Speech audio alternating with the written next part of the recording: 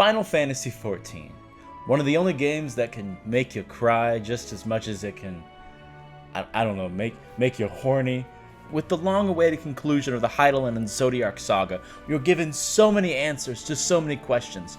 Who is Hydaelyn? What were the ancients like? Where do I get therapy after beating Endwalker? Why did they make it so sad? I cried! Hi, I'm Nathan Dunn, aka Gaming Way.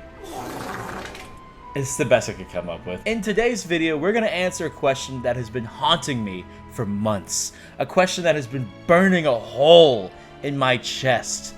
A question I need to answer. How did Gaius Van Baelsar turn his armor gold in the Praetorium? And you might be saying, it's magic, Nathan. No! He can't use magic. He's just a dude in a suit of the methods for transmutation without doing using magic. It doesn't make any sense. The high-rank Garlean seemingly impossible. What?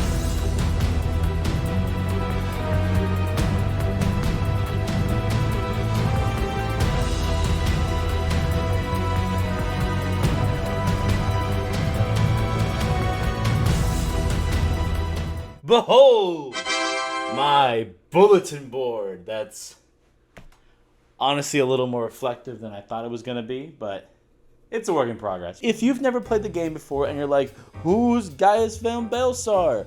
Why isn't the answer just magic? Well, I'm going to explain it to you all.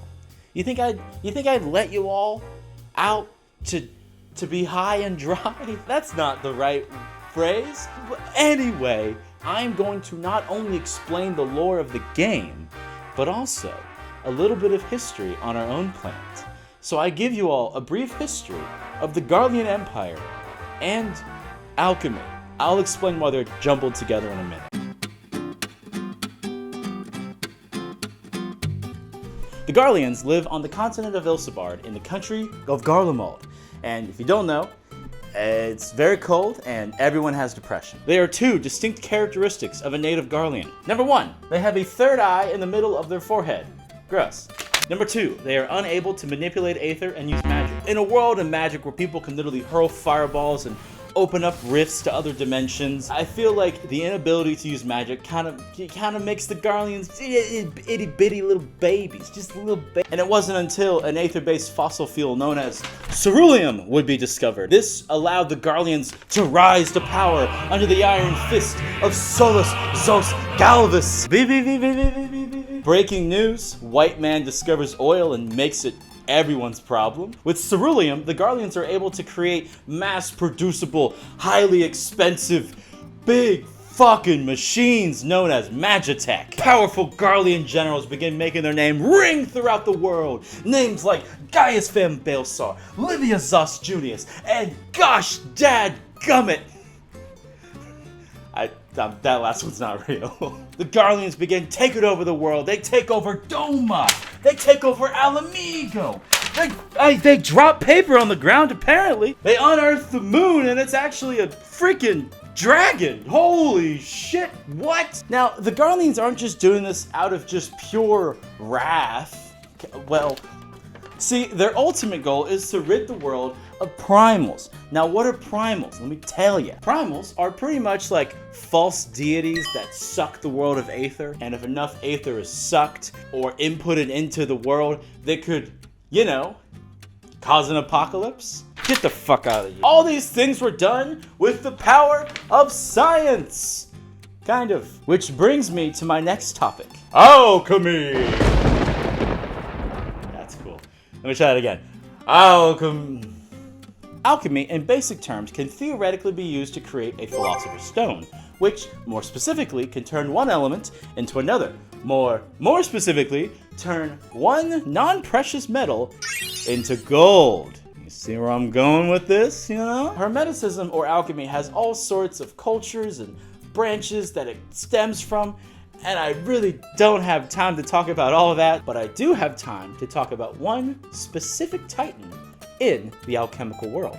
And that, of course, is Cleopatra. And I don't mean this Cleopatra, and I sure as hell don't mean this Cleopatra. I, of course, am talking about Cleopatra the alchemist. Born sometime during like the 3rd century CE in Alexandria. We don't know a lot about her life. But we do know a few things. We know that she studied under Miriam the Jewess, alchemy's mommy. Ooh, that doesn't feel good to say. The mother of alchemy. And 2, her most recognizable work is the Chrysopoeia, that potentially held the process of turning a non-precious metal into gold. But first, let me ask you a very important question. What the fuck does this even mean? If someone handed you this, could you make gold? I couldn't. Unfortunately, we have not been able to produce a successful Philosopher's Stone using this method, because we don't really understand the method. But for the world of Final Fantasy XIV, there's still hope. Now that we understand a little bit more about this game, let's take a look at the Eorzea database and see if the Philosopher's Stone exists in-game. It does, but it's a fucking snail. Excuse me? You're gonna turn one of the most historically sought-after objects into a snail? A mollusk, if you will? Maybe the answer isn't the Philosopher's Stone. Maybe it's beyond my understanding of a stinky little casual. How could I have the knowledge to be able to decipher this? So I decided to go on Twitter and ask some popular Final Fantasy content creators how they think Gaius turned his armor gold. Unfortunately, none of them got back to me. But I thought of a better idea. I decided to go deep into the game myself. This is Bunny, my warrior of light. I've gone on many adventures, grinded the most grueling content, defeated the most terrifying foes, but today I'm going to tackle my greatest challenge yet: social anxiety. I decided to go into the game and ask the players, and also my friend Greg, who's never played a Final Fantasy game before, how they think Gauis Van Baelsar turned his armor gold. What is your theory on how Gauis Van Baelsar turned his armor gold? That is a tough one. Alright, Do you know what this interview's about? Oh. I'm thinking Say something mean to me, like, or about my mom or something. Your mom sucks. Glamour plates. Strongest, please present the first part of the theory. Yeah, he's just some guy. He's just some, like, genocidal maniac, I should say. So he's like Mark Zuckerberg kind of. brother, I have no idea. See, every time I run it with my boyfriend, he always has to go into party chat and just shout, Gaius Piss Glam. Garlean weaponry is powered by ceruleum. Polymon's gunblade attacks are powered by ceruleum. he's gonna swap, right? He's gonna do his little swap and then becomes shiny. I argue that Gaius' armor changes color because of heating up of the armor is what's making it turn gold, and it is because it is not iron, but a completely different alloy that instead turns gold when exposed to heat. Are you saying it's pee? I have been convinced by my boyfriend that it is. You pull up the periodic table of elements for me. AU is the atomic element for gold. AU is the abbreviation for Adobe Audition. We're gonna go to the Wikipedia page and we'll see what that does. Adobe Audition is the digital audio workstation. This is fucking worthless. It's cold in Garlemald. What's a really easy way to keep warm? Just shoot yourself in the face. Well, that was a terrible idea. I've thought of some theories of my own that I've spent a long time crafting and honing. So come with me to my theory crafting table, which is just this camera, but like 10 inches lower. The first theory is that Gaius' suit contains a tiny particle accelerator inside of it. Obviously, I don't have a particle accelerator to demonstrate, but I'll be using random stuff from around my apartment. Let's say that this can of WD-40 is Gaius Van Baelsar. Say hi, Gaius. And let's say that this self-help book that my mom bought my siblings and I a few years for Christmas, that I have yet to even open, is a particle accelerator. Now in the 1980s, Glenn T. Seaborg, amongst other scientists, decided to use a particle accelerator to turn a bismuth atom into gold. The process is quite simple. They took a carbon nucleus, which I will be demonstrating with this PS2 copy of Bratz Forever Diamond, and a bismuth nucleus, which I will be demonstrating with this PS2 copy of the Da Vinci Code. I don't know why I have these either. These two nuclei are put into really long tubes and they just start spinning. And they are spinning and spinning and spinning spinning and spinning, and they smash into each other. Now, normally, if these two things were to crash into one another, they might, I don't know, make the worst video game ever. However, we're dealing with the elements here. When they sifted through the bismuth, they noticed that small traces of it had turned into gold. Interesting. Let's say Gaius is doing his big dramatic dialogue, you know, the one where it's like, "Why do you cling to these false deities?" The speech would give him plenty of time to charge up a particle accelerator. We do run into a few small issues. Gaius's suit would somehow be both the smallest and the strongest particle accelerator to ever exist. For reference, the Hadron Collider is 16 miles long. Gaius' suit, I don't know, 2 feet wide. Also, the experiment was done with bismuth. Now, I don't know what Gaius' suit is made of, but they said that trying to create an ounce of gold using bismuth would take like $1 quadrillion, which would mean Gaius would not only have the smallest and strongest particle accelerator, he would also have the most expensive drip ever imaginable. Also, I think dumping that many atoms to collide into one another would probably cause him to explode. I don't think the answer is Gaius being a walking nuclear bomb. Sorry, man. Why am I talking? I'm talking to a can of WD-40. Okay, like, this can't be impossible, right? There has to be an answer to how he did it, canonically. There just gotta be. Let's just take a look frame by frame and see exactly when the transformation starts. So he's talking right about here. Do you see that? Right here. It's like right at his, just above his kidney. I'm not saying Gaius has magical kidneys, but we can't rule that out. Now, the power could also be coming from that little central thing in the middle of his chest. Now, what exactly is that? Could it be the central power core of his armor?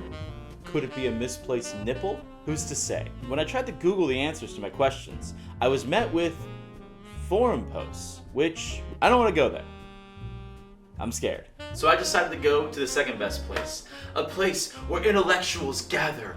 A congregation of the wisest minds in all of Eorzea. A place that I think we can find the answer. The Final Fantasy XIV official subreddit.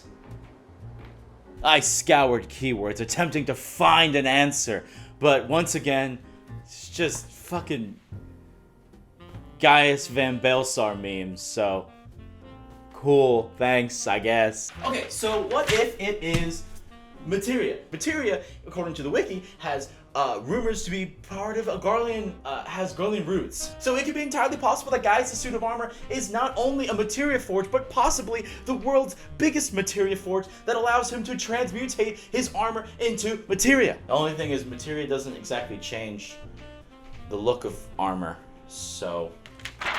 Moms know everything, so let me try calling my mom and see if maybe she knows how Gaius turned his armor gold.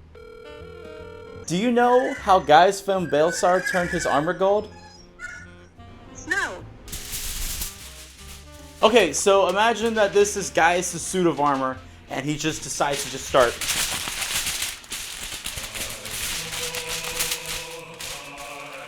How long have I been searching for this answer? Days? Weeks? Months? It seems each route I take takes me further from the truth and further from my own sanity. I've searched every possible article, every wiki, every inch of the game to even find a clue to how he did it. When I'm not thinking about him, I dream about him. And when I dream about him, I think about him. I don't need a lighthouse to guide me. I only need the faintest glimpse of the moon, a lamp for me to swim to, just something. Am I unwise testing myself knowing the answer is impossible?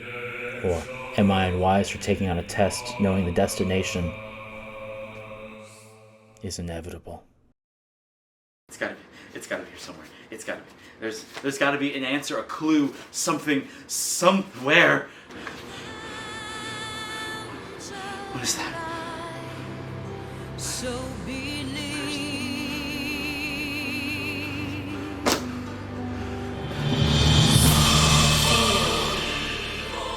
I'm not ready. You all are angry and pervs, and I refuse be part of your sick, twisted race.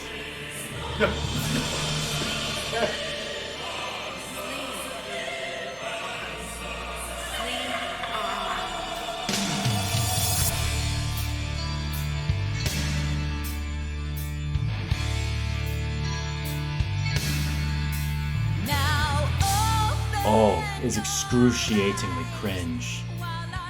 I breathe fire and torment. I enter a world of suffering that gripe and complain. How is anyone fine with the 4-month? Why is there no The Black title? Do you not see the problem with that?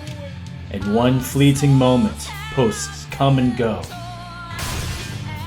ever moving towards the unknown. And in that fleeting moment, they cry out for the answer. How did Gauis Van Baelsar turn his armor gold? As fragmented, horny beings, yours is a never-ending quest. And amidst deepest despair, light, everlasting. I couldn't think of something cool to say. What's that? Oh, it's fading? We're done. We're fading out to the outro. Okay. It was just cool. It was just a cool thing that happens. Maybe we don't need an answer to everything. Maybe it was just a cool thing that we can all talk about and enjoy. Oh, you remember when Gaius turned his armor gold in the Praetorium? Yeah. I remember. How could I not? And maybe he does have a particle accelerator. And maybe ceruleum can do that. And maybe it is P. Maybe Gaius is a little piss boy. But there's more important questions. Like, where were any of the people from the Far East and Endwalker? Well, if you like this video and you want to support the channel, please leave a like and subscribe. It really means a lot. I've worked 9 months on this video to make a product that I'm really proud of. I definitely, if you want to see more Final Fantasy content, leave a comment. Please let me know, because I really enjoyed making this. Now, it won't be to the exact effect of me working 9 months. Anyway, I'm going to leave, and I'll be back soonish, actually. Anyway, I'll see you all later.